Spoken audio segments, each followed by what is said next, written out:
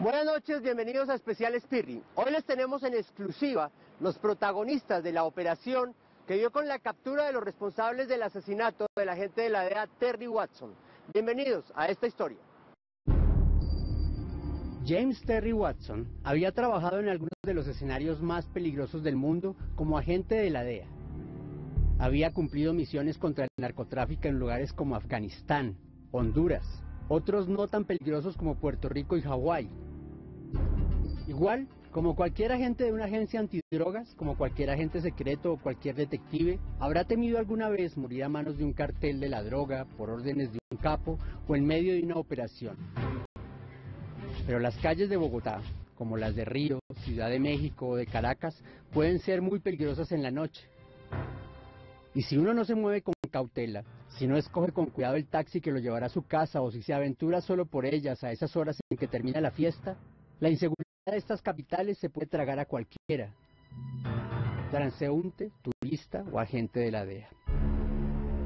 Con el tristemente célebre apelativo de paseo millonario, se conoce una de las modalidades más crueles de atraco en Bogotá. La víctima toma irresponsablemente un taxi de la calle sin verificar las placas, la empresa, sin llamarlo por teléfono, sin pedirlo por una aplicación de internet.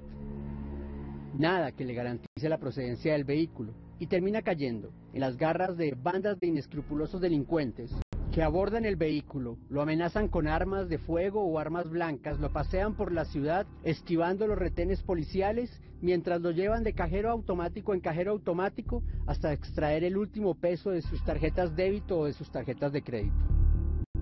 El agente Terry Watson, el 21 de junio del 2013, tomó un taxi en uno de los sitios más concurridos por turistas en Bogotá, el Parque de la 93.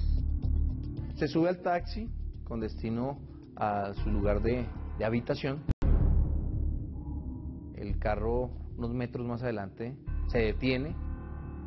Llega otro vehículo con dos personas que se bajan, se acercan al carro de la víctima.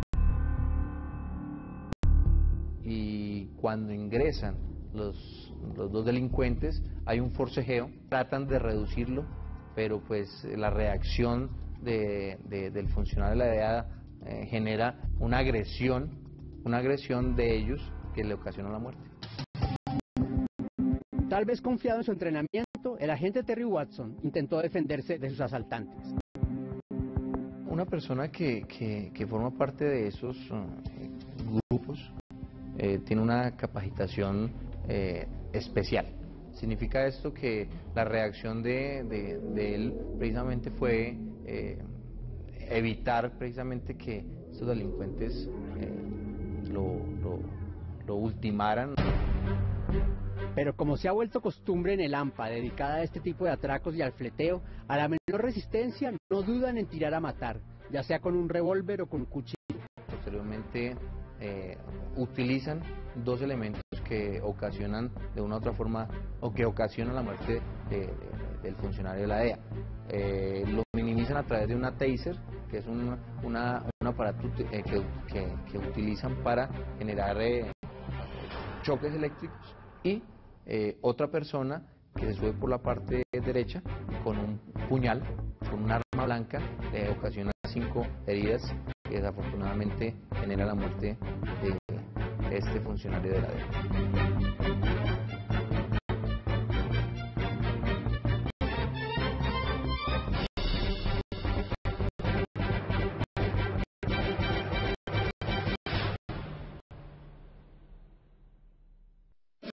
La muerte del agente Watson no solo despertó una ola mediática, fue asesinado el agente de la DEA James Watson, sino también casi una crisis diplomática. La presión sobre las autoridades fue tal que la solución de este crimen se convertiría en uno de los operativos más impresionantes y efectivos realizados por la Policía Metropolitana de Bogotá en los últimos tiempos. Un tema ya diplomático, un tema con el gobierno de Estados Unidos, el cual pues sabemos que hay que prestarle la mayor atención al caso. Aquí hay una situación especial. Por el señor ser una persona con inmunidad diplomática, una persona que pertenece a un grupo muy especializado, conocido a nivel mundial, los medios de comunicación también, digamos que jugaron un papel importante. Los medios de comunicación que hicieron, visibilizaron el caso. No todos los casos son visibilizados por los medios de comunicación. Agentes secretos, operaciones encubiertas y seguimientos dignos de una película de Hollywood arrancaron casi inmediatamente después de haber ocurrido el crimen. Detrás del éxito de esta operación hay un grupo de agentes encubiertos para quienes nunca hay un reconocimiento público, no hay titulares de prensa ni entrevistas, pero que todos los días arriesgan su vida en las calles infiltrando a las más peligrosas bandas de ampones del país. Su trabajo casi nunca es visible y aunque nunca sabremos sus identidades, hoy sabremos un poco sobre cómo trabajan. Sabemos que somos personas que de alguna manera nunca vamos a ser conocidas, nunca vamos a ser públicas, pero sin embargo cada uno dentro de sí tiene su propia satisfacción y es de hacer lo que hace con el mayor empeño por nosotros mismos, por nuestra vocación y finalmente por lograr contrarrestar y afectar a toda esta delincuencia que afecta a la ciudad de Bogotá. Como no podemos decir sus nombres, los llamaremos los agentes X, Y y Z.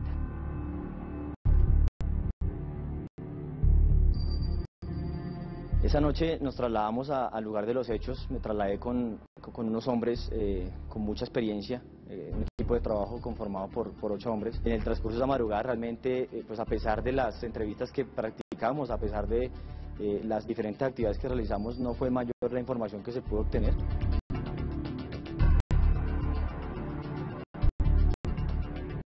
El día viernes, a primeras horas del día, ya logramos hablar con algunas personas que a esas horas de la noche podían estar ahí. Alrededor de mediodía, el señor director general de la policía, mi general León, hace una rueda de prensa donde ofrece hasta 50 millones de pesos por la información que pueda llevar a la ubicación y judicialización de los responsables del evento. El ofrecimiento de la recompensa empezó a dar sus primeros frutos. Posterior a esto, durante el transcurso de la tarde se reciben aproximadamente unas 25 llamadas a través de la Policía Nacional, llamadas que se reciben y fueron canalizadas a través de los radiooperadores hacia nosotros. Nos llamó la atención una llamada de una persona que nos suministró una información inicial donde nos manifestaba o nos daba unas características específicas de las prendas de vestir de esas personas.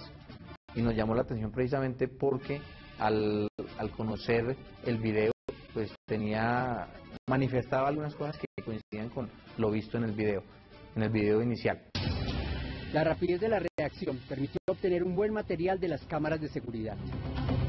Empezamos a recoger todas las cámaras que hay ubicadas en el recorrido fatal que el taxi hizo.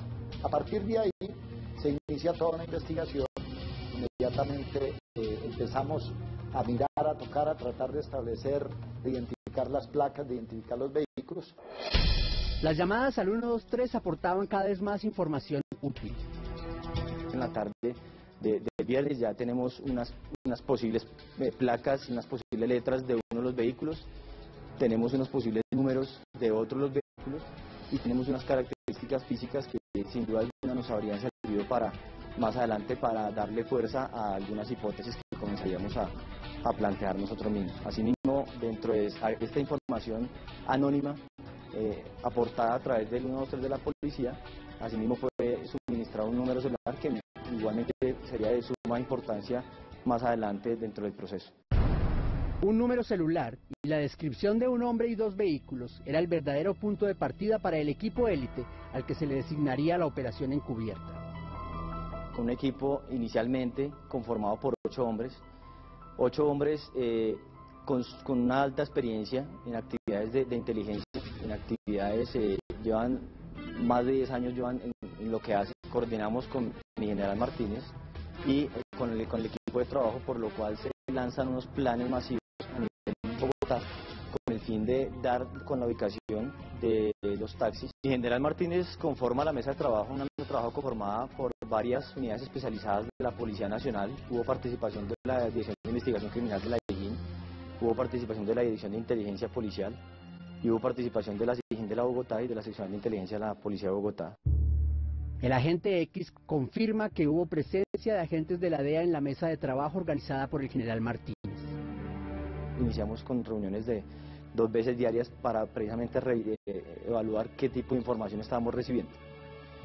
En esa mesa de trabajo pues hay una participación de algunos funcionarios de la DEA, contacto que de alguna manera fue el de compartir información, aportarles de alguna manera cómo iba la investigación, pues esa información a ellos les sirvió posteriormente para pues darle trámite, y una vez ya tenían los argumentos suficientes, solicitar las circulares rojas, los requerimientos por parte del gobierno americano para estas personas por la participación en el evento. Siempre estuvieron al margen de la investigación, entendiendo que la investigación a nivel Policía Nacional estaba liderada por mi general Martínez, y era él quien tenía el cargo, el evaluarla, el revisarla y el de alguna manera socializarla y compartirla con ellos.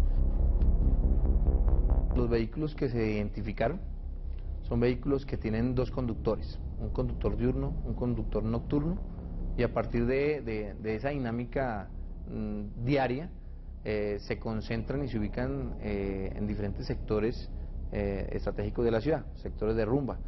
A partir de esa dinámica nocturna del vehículo, pues evidenciamos que estas personas estuvieron entre las 9 y las 10 de la noche en el sector de Chapinero. Posteriormente se concentraron en la 116 con 19, donde hay unos sectores de rumba igualmente, y posteriormente se desplazaron hacia el sector de la 93, exactamente a las 11:15, 11:20 aproximadamente. El vehículo número 1, que es el que recoge la posible víctima, se encarga de hacer un análisis en los sectores. Personas bien presentadas, personas que de una u otra forma tienen un bolso, una maleta, un maletín, que se identifican ellos la potencial víctima a partir de unas características. Una vez están seguros y seleccionan a la víctima, proceden pues a hacer los recorridos estratégicos en los sectores para que esa persona aborde el taxi. Con esta primera información, el agente X se desplaza a uno de los sitios donde potencialmente podría encontrar a los vehículos implicados. Desplazaron hacia el sector de Kennedy, Ciudad Bolívar, que es donde pernota la mayoría, digámoslo así, de estos vehículos, ¿sí? Que sabemos que tenemos unos puntos focalizados de acuerdo a la información que nosotros manejamos a nivel Bogotá de los taxistas. Kennedy encontramos pues uno de esos puntos. Pero ¿cómo acercarse sin levantar sospechas? ¿Cómo desaparecer en medio del paisaje urbano? Es ahí donde nuestros agentes, muy a la colombiana, empiezan a parecerse a los personajes de las películas. Siempre velamos por la seguridad de nosotros mismos y asimismo por la seguridad de la misma investigación que se lleva.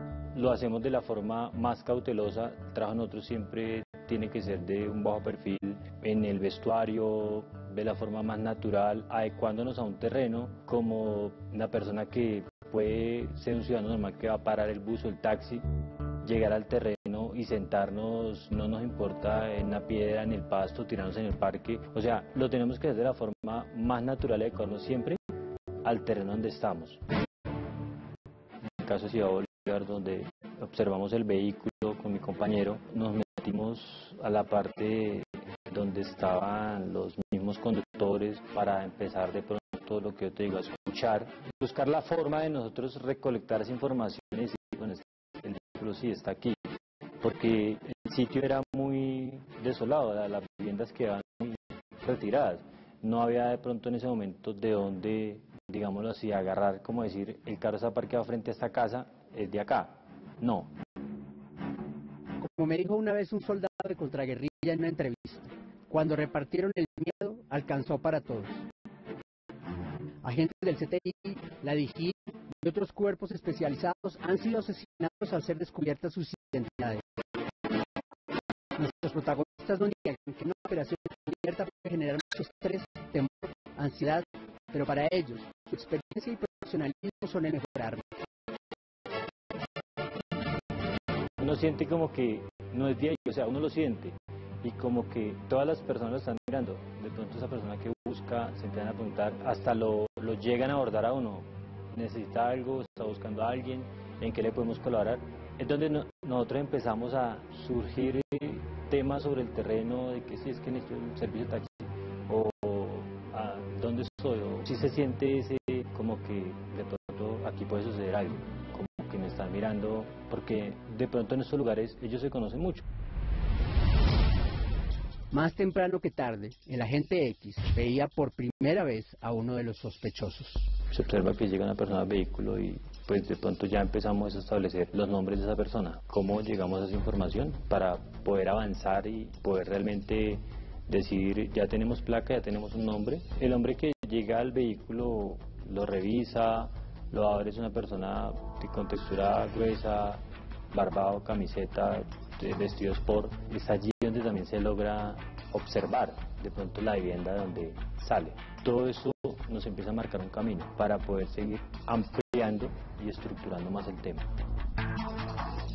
Mientras el agente X vigila en el sector de Kennedy, el agente Y, a través del seguimiento al número celular que habían aportado las informaciones en el 123, no puede creer lo que escucha en una de las interceptaciones. A través de la interceptación celular que veníamos haciendo, logramos conocer el interés de algunas de las personas que presuntamente estaban vinculadas de destruir, de desaparecer, de vender las sillas traseras de uno de los vehículos.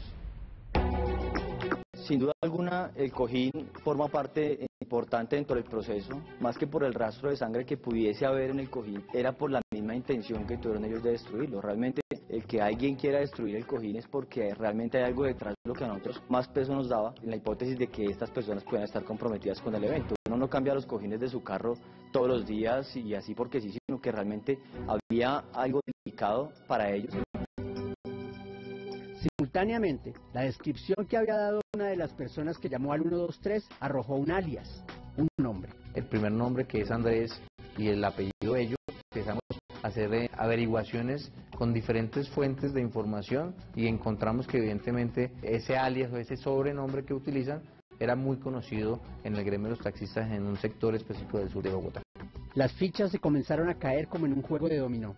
Conocemos que existía alias Payaso, pero que también existía alias Bavario, otro integrante de la organización, que vivían en el sector, que hacían los relevos en los vehículos taxis que trabajan las 24 horas del día. Con esa información ubicamos las viviendas donde residen estas personas y empezamos de una u otra forma a tratar de identificarlos y saber quién realmente era Payaso y quién realmente era Bavario. El análisis de los celulares sirve para comprobar por triangulación en dónde se encontraba un celular a determinada hora. Nos proporciona un número telefónico, una fuente humana, y al hacer el análisis de las llamadas entrantes y salientes de este celular, encontramos el desplazamiento y el movimiento que había tenido ese celular que era de propiedad de alias Payaso. Una vez cometen el hecho, lo que normalmente hacen estos delincuentes es desaparecer los teléfonos celulares. Aunque alias Payaso se había deshecho de su celular, los registros estaban y lo ubicaban en el lugar de los hechos. Mientras tanto, gracias a la interceptación de otros números suministrados por una fuente humana, se sabía que uno de los delincuentes iba a deshacerse de los cojines del carro en el que se había cometido el homicidio y que podían servir para identificar las manchas de sangre para saber si correspondían con las de Terry Watson. El agente Z logra evitar que esto suceda con una astuta estrategia. Vamos a un corte de comerciales. Muy bien, ya estamos de vuelta. Seguimos con este programa sobre la operación especial de la policía para dar con los criminales en el caso del asesinato de Terry Watson. Conocimos que alias Wilson era el conductor diurno de ese carro y él empezó a desplazarse hacia el lavadero en 3 oportunidades. Nos llamó la atención y empezamos a generar una vigilancia, un control sobre ese vehículo. Obtuvimos una información de que los elementos o la cojinería del vehículo iba a ser sacada del vehículo para destruirla o cambiarla. Pudimos darnos cuenta que esa persona necesitaba borrar las aparentes evidencias que en ese momento existían en ese vehículo. Él, en vista de que tanto lavar no logró, digamos, borrar las manchas presumiblemente de sangre que quedaron, entonces optó por sacar el cojín, como lo vieron ustedes en su momento en los medios de comunicación, y iba a proceder a quemarlo. a esa preocupación y al conocer que era un elemento importante dentro de la investigación y dentro de las actividades que estábamos haciendo, infiltramos y buscamos la forma de cambiar esos cojines. Nos hicimos pasar nosotros como vendedores de lujos, de vehículos, y es así como nos ofrece una cojinería, le ofrecemos una cojinería y hay el intercambio de la cojinería. Esa cojinería, una vez nos llega a nosotros, la Dijín embala este elemento material de prueba para los estudios correspondientes. En tiempo récord, menos de 48 horas, el equipo especial de agentes tenía identificado a 2 sospechosos. Uno de ellos, el asesino de Terry Watson, otro de los posibles atacantes y un tercer cómplice encargado de borrar las huellas del crimen. Sin embargo, la banda era aún más grande. Una vez conocía la información, sabíamos que alias Payaso, alias Bavario, son las personas que se habían bajado del segundo vehículo al primer vehículo y habían asesinado al funcionario de la DEA. Posteriormente sabíamos que Wilson conocía de las actividades criminales de estas personas y que fue encargado por ellos para borrar toda evidencia de los vehículos o de los automotores.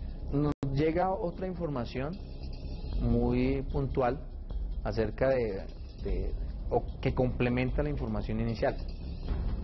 Se trata de un alias Edwin, un alias El Gordo, que habían participado del hecho y que tomaron la decisión de salir de Bogotá precisamente por lo que había salido por los medios de comunicación. A estas alturas, el caso Watson era la noticia del momento y ocupaba la primera plana de todos los medios. Conscientes de lo que se les venía encima, cada uno de los sospechosos decide intentar esconderse a su manera. Sabemos, en el desarrollo de las actividades de la policía, conocemos que alias Payaso tiene una señora con un hijo que radicados en Villavicencio igual que su mamá, pero también conocemos que tenía una segunda mujer como compañera permanente que está ubicada en un sector del sur de la ciudad y que tenía una comunicación muy fluida con él. Y así que sabemos que Payaso toma la decisión de viajar a Villavicencio precisamente con la finalidad de esconderse de cualquier investigación o de evitar cualquier manifestación en contra de él. Alias Garcho y alias Fabián se desplazaron a un sector del centro de la ciudad a vender unos elementos que habían sido hurtados. Una vez recibieron el dinero producto de la venta de esos elementos y se comunicaron con los otros 2 delincuentes, hablando de Bavario y de Payaso, tomaron la decisión de viajar hacia el Guamo, Tolima. Sabíamos que los delincuentes ese día muy temprano, unos salieron con destino al Tolima, otros salieron con destino a los llanos orientales y otros se quedaron en la ciudad. Bavario toma la decisión de quedarse en Bogotá, de resguardarse, empieza todo el fin de semana tomando trago, preocupado al mismo tiempo, pero ebrio en diferentes sectores de la ciudad. Iniciamos un trabajo adicional de averiguación y llegamos a Steven posteriormente. Steven era la persona que se encargaba dentro de la organización de marcar, por decirlo así, a la posible víctima, el que manejaba el primer carro. 7 personas habían sido identificadas y se les había expedido circulares rojas con fines de extradición. 96 horas después de los hechos, se cerraba el cerco. ¡Al camión, arriba, la terraza! Y el martes se hace una operación simultánea en Villavicencio, donde se da captura a alias Payaso. Señores, ya bien, te comunico que en mis manos tengo una circular roja en su contra. Un hotel entre Acacias y Villavicencio, donde se le da captura a alias Garcho. En un inmueble en el sur de la ciudad, donde se le da captura a alias Bavario. ¡Cámelo! ¡Al piso! ¡Al piso! ¡A esto! Y a alias Fabián le da captura de la misma forma en una finca en Guamo. Muy como es su costumbre, la de muchos presidentes, Juan Manuel Santos salió a capitalizar el trabajo de los policías en los medios.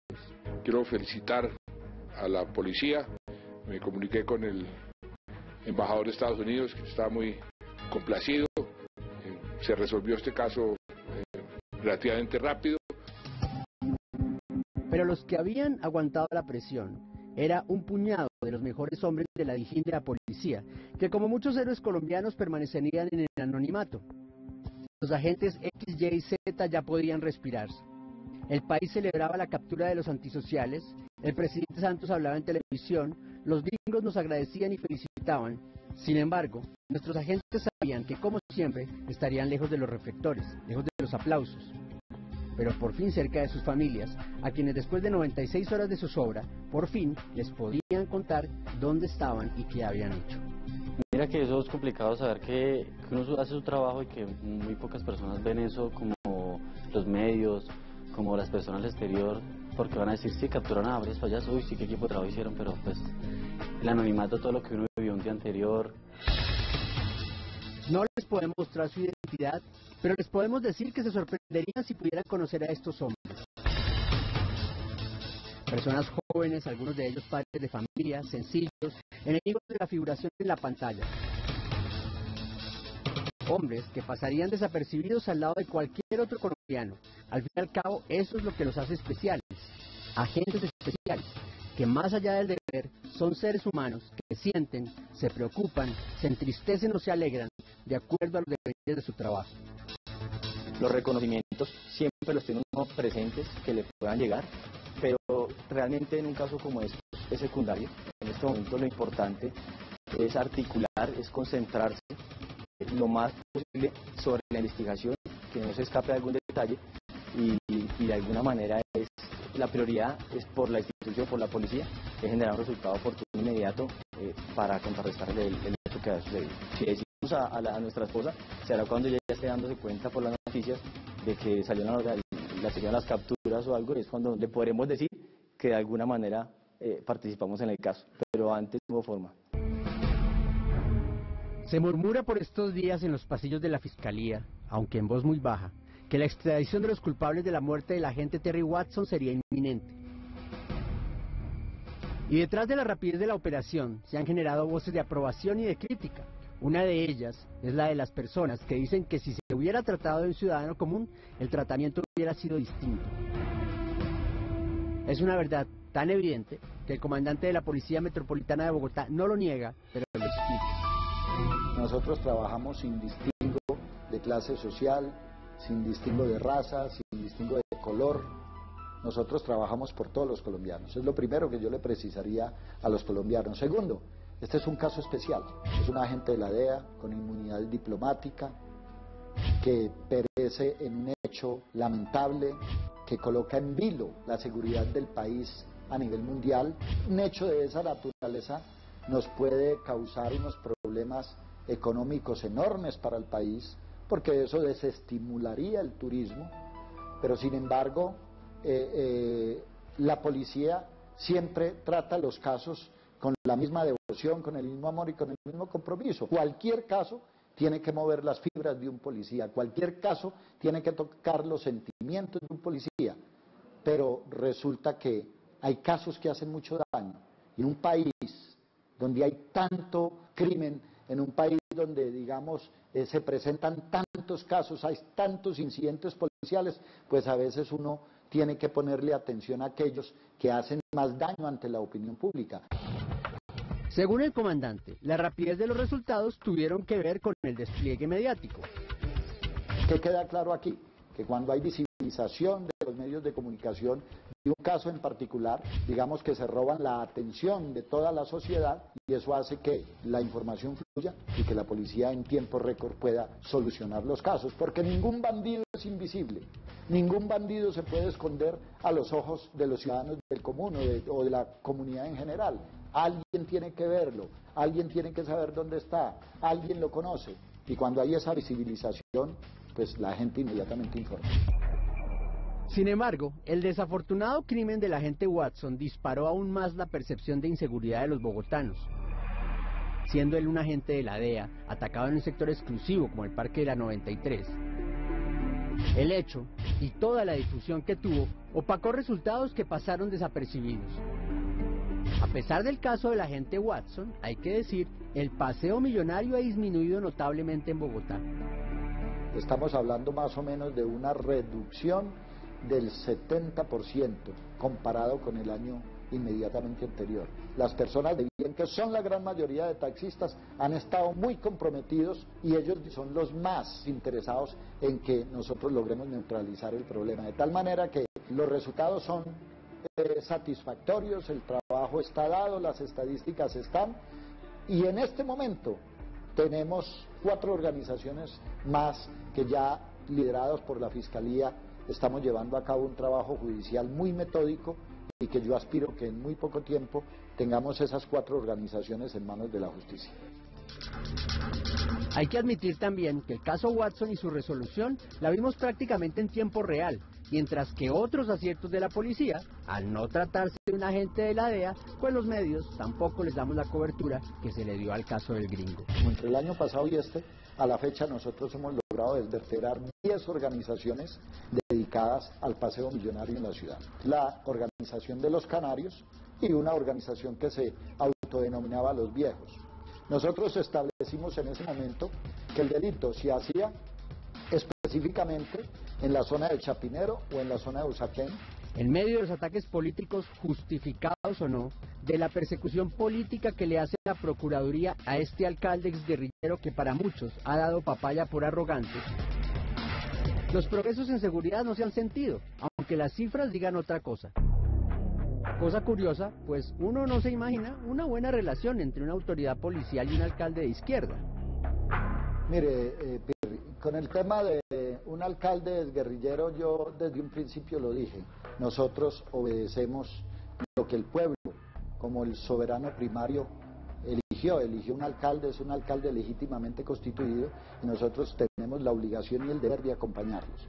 Por eso el trabajo con el alcalde Petro es el trabajo que se hace con cualquier alcalde del color político que tenga o que sea. A nosotros no nos interesa si el primer mandatario de la ciudad es liberal o es conservador o es comunista o es izquierdista o pertenezca a lo que pertenezca. Lo importante es que esa persona esté legítimamente constituida, que en esa persona legítimamente constituida nosotros reconocemos el jefe de policía y para él trabajamos.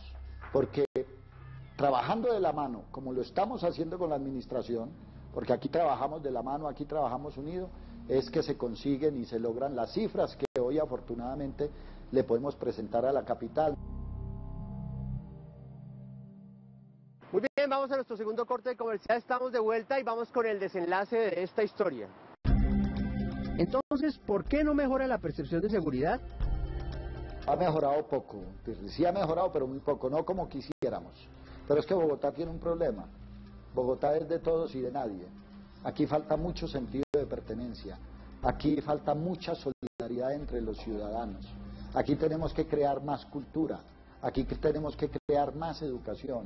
Aquí tenemos que volcar los ojos en esos sitios donde se focaliza el delito. En medio de este equipo interdisciplinario que se juntó para este operativo, en el que está la CIGIN, si no estoy mal, la DIPOL, la CTI de la Fiscalía, también está la DEA.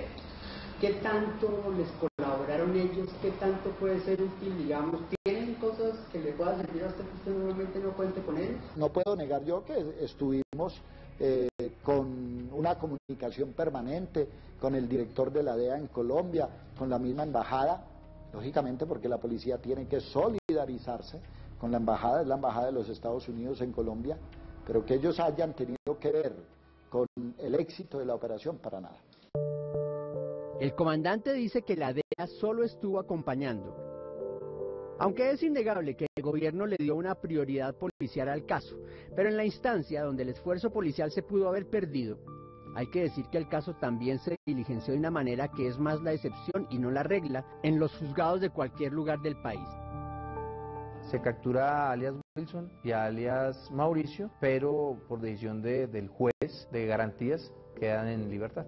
Posteriormente se recaptura a alias Wilson con una circular roja emanada por Interpol. En este caso, la Fiscalía movió todos sus recursos rápidamente para recapturar al criminal. Desafortunadamente esto no siempre es así. Y semanalmente, asesinos, ladrones, atracadores quedan libres por formalismos del sistema penal acusatorio o por jueces de laxa moral dispuestos a recibir un dinero por soltar a estos zampones mediante alguna legalidad. Qué difícil para la policía arriesgar el pellejo, capturar al criminal y ver cómo lo dejan libre tiempo después. Aunque el comandante de la policía dice que a ellos nada los debe desmotivar. Colombia tiene una legislación muy garantista.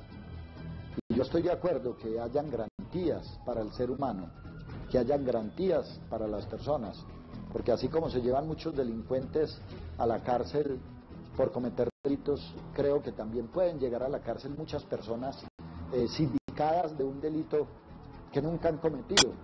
Como en todo se cometen errores, pero el esfuerzo, el compromiso, el sacrificio y la pertenencia de la policía por atacar la criminalidad no puede escatimarse, no puede pararse, y digamos que la laxitud o el garantismo de la legislación no puede ser un motivo de desaliento para la policía.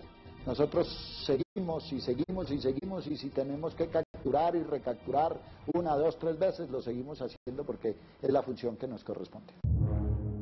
Los criminales se acomodan a la ley y al código de policía mucho más rápido de lo que la gente se imagina. El cambio de modalidad, no utilizan armas de fuego que anteriormente las utilizaban, están utilizando armas blancas porque saben que si la policía en un momento dado, al registrar un vehículo de estos, se encuentra un arma blanca, pues absolutamente nada puede hacer, si acaso incautar el arma y, yendo más allá, de pronto llevar a la persona a que pase unas horitas en la UPJ, no se puede hacer más.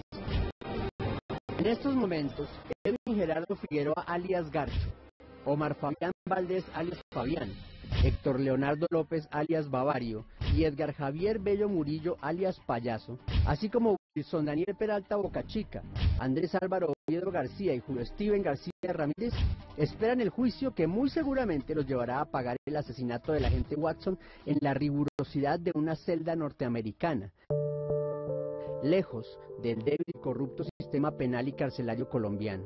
Yo estoy de acuerdo que se juzguen en otro país porque aquí la justicia es muy blanda. Sí, o sea, está bien que lo lleven para allá, para los Estados Unidos, porque, o sea, no se justifica que estén aquí que les hagan el juicio acá. Ellos son culpables. La Policía Nacional dio con ellos y por lo tanto deben ser juzgados fuera del país, en los Estados Unidos, porque mataron a un miembro de los Estados Unidos. Eso me parece correcto a mí. Si los juzgan aquí o allá, lo importante es que sean juzgados. Acá la justicia es muy laxa. Ellos salen en un par de años por buena conducta, por el abogado, por cualquier causa. La soberanía. Nosotros tenemos una patria, tenemos unos jueces, tenemos una justicia. El delito fue cometido en Colombia, en los Estados Unidos, para que paguen por lo que hicieron. Pues es justo lo que ellos hicieron, que de tal forma los juzguen en ese país. Aunque algunas voces, los culpables y sus abogados defensores llaman a la soberanía y alegan que estos hombres deberían pagar su pena en Colombia, para la mayoría de la gente, cansada de la impunidad y la debilidad de la justicia, una justicia que casi a diario deja en libertad a peligrosos delincuentes sorprendidos infraganti por culpa de formalismos, minucias y leguleyadas baratas, celebran que estos antisociales vayan a pagar altas condenas en cárceles donde no podrán sobornar a los guardias, pedir falsas citas médicas, ingresar trago, drogas, armas y hasta mujeres a sus lugares de presidio, o como ha llegado a pasar en Colombia, con criminales de la calaña del Cebollero, La Gata o Móvil 8, que han utilizado argucias médicas para pedir la casa por cárcel.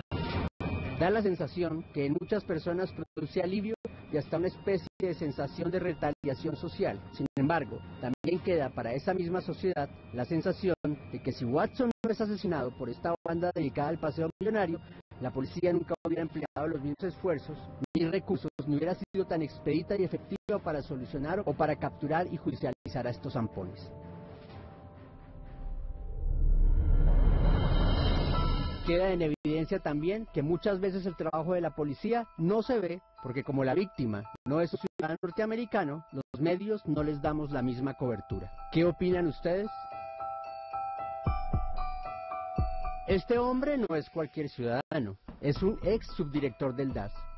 Sin embargo, teme revelar su identidad porque 15 días antes del crimen del agente Watson, él habría sido víctima de los mismos delincuentes, exactamente con el mismo modus operandi. Tomamos un taxi que estaba al frente de este reconocido lugar, en la fila en donde los taxis esperan. Una pareja que estaba antes que nosotros pues pidió que los llevaran hasta la 127, el taxista se negó y nosotros pedimos que nos llevaran hacia el centro de la ciudad y hacia allá nos dirigimos.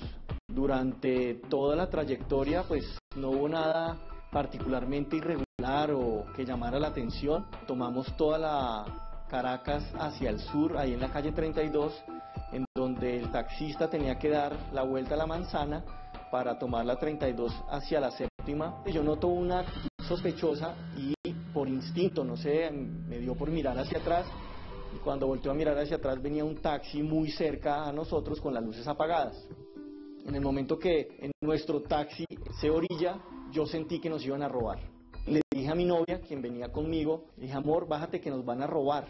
Yo abrí la puerta, en el momento que abro la puerta, de las personas que se bajaron del taxi de atrás, una me estaba abordando, yo lo empujé, él se enreda con el andén, y en ese momento entramos como en un forcejeo, y yo siento que él me golpea fuertemente el lado derecho de la cabeza, y en el forcejeo, pues, finalmente yo quedo aturdido y él salió corriendo.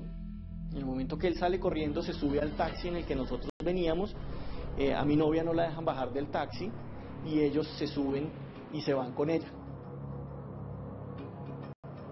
Según lo que cuenta esta presunta víctima, escapó de la muerte por poco. Según sus palabras, él habría forcejeado también con alias Garcho. Al quedar golpeado y solo en la calle, sabiendo que su novia estaba en manos de los delincuentes, logró llamar a una patrulla de la policía y subirse en ella. Tan solo después de haber dado con el paradero de su novia y encontrársela, se dio cuenta que había sufrido una puñalada a la altura del pecho que por unos cuantos centímetros pudo haberlo llevado al mismo desafortunado destino del agente Terry Watson. Los policías me dicen, usted está herido, me revisan y ven que efectivamente yo tengo una puñalada a la altura derecha del pecho y me llevan al centro de atención más cercano en ese momento. Me hacen todos los exámenes de rigor. Efectivamente la doctora dice tiene inflamada la pleura, no lo alcanzó a perforar. Este testimonio demostraría que lejos del testimonio de alias Payaso, quien dice que se asustó y reaccionó y por eso apuñaló al agente Watson, atacar con arma blanca a las víctimas cuando se resisten sería más bien la costumbre de este grupo de desalmados delincuentes. En el momento que se dan las capturas, pues empezamos a identificarlos. El hombre grueso moreno que me atacó a mi Garcho, que me pegó a mí una puñalada en el pecho, que me hirió. Payaso, que fue quien se subió con mi novia en el asiento de atrás, quien la intimidó todo el tiempo, la maltrató y palabras soeces. Y faltaba aún, en ese momento de las primeras capturas, el que conducía el taxi que nos llevó a nosotros. El que les mencioné que era una persona muy joven. Esta persona fue la última que capturaron y que finalmente ese es el que completa, digamos, por lo menos los personajes que estuvieron en nuestro incidente. Yo diría que estoy muy de acuerdo con la justicia norteamericana porque la justicia colombiana es totalmente negligente y es indolente a las situaciones que pasan. Y es duro saber que una banda de estas te cambia la vida. Yo estoy de acuerdo con que se lo lleven sin importar las consecuencias, no me importa. Pero a mí me hicieron mucho daño, a mí también.